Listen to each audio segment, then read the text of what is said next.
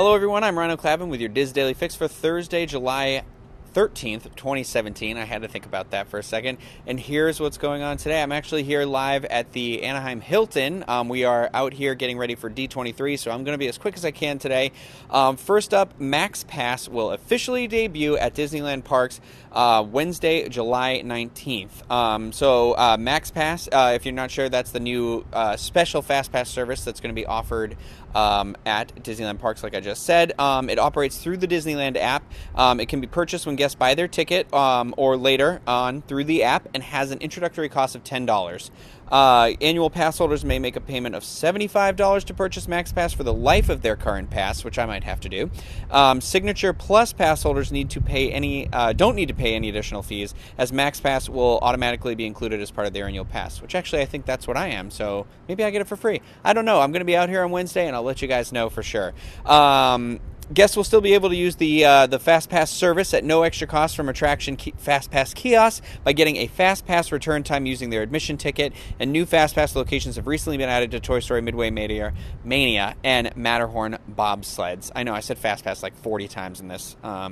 Now, next up, pretty big deal. At the tail end of June, Disney announced some changes that would be coming to the iconic redhead scene on Pirates of the Caribbean attraction, first at Disneyland Paris, then eventually in the U.S. parks. Well, concept art was released, but today, thanks to annual pass holder and YouTube user DLP Welcome, we have an actual example of what those changes will look like, and it turns out the auction scene isn't the only thing that was getting a little bit of a change up. So if you want to check that out, there'll be a link for that on the main page at www.info.com, and you can find the link and check out the video on there. It is in French, so I'm not sure what they're saying, but those French pirates, they're tricky.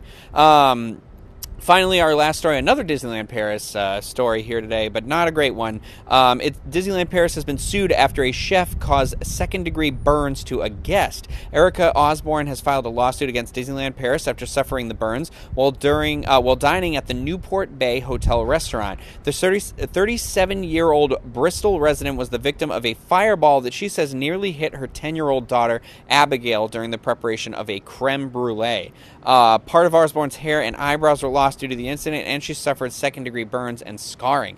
Mrs. Osborne's representation, James Griffin, stated this was a terrifying incident that could have resulted in much more serious consequences. A spokeswoman for Disneyland Paris, a spokesman gave this statement, quote, "Incidents of this type are extremely rare. As this is an ongoing legal issue which is in the process of being resolved, it would be inappropriate to discuss further at this time," end quote. So typical response there. So take this as a word of warning. Stay away from that creme brulee if you're going to Disneyland Paris. And I'm hoping Erica has a swift and speedy, painless recovery. Now, over on the Dizz today, our featured article comes from Steve Porter and is titled "What to Do When It Rains on Your Disney Vacation." So check out that article, many other great ones on www.info.com. Trending on the Dizz boards this morning is a thread started by poster CM Wade 77 on the Disney Cruise Line forum entitled "Genuinely Curious About Wanting a Private Table." In the thread, posters are discussing the many reasons why folks dining in the cruise ship's main dining rooms request to be seated at their own private table instead of with other cruises. I'm assuming, obviously, because they're strangers. That could just be me, not wanting to meet new people. But that's that. You can check that out on DizzBoards.com and weigh in with your thoughts.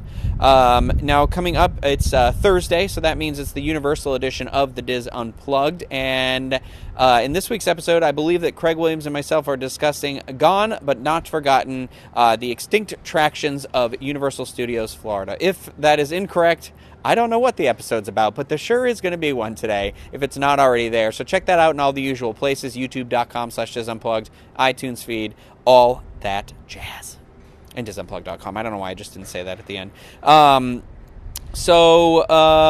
Yeah, it's everyone's favorite part of the show today, which is out in Orlando, the weather. Today and tomorrow, there's some rain in the forecast. Big surprise there. Highs in the 90s, lows in the upper 70s. And here in Anaheim, it's actually quite lovely right now. Highs of 86 today and tomorrow with lows in the upper 60s.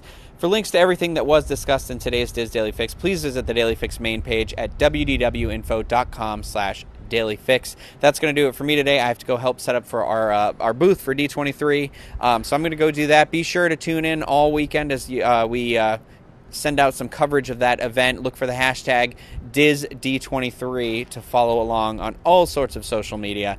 I gotta go. I'll see you guys later. Have a great weekend.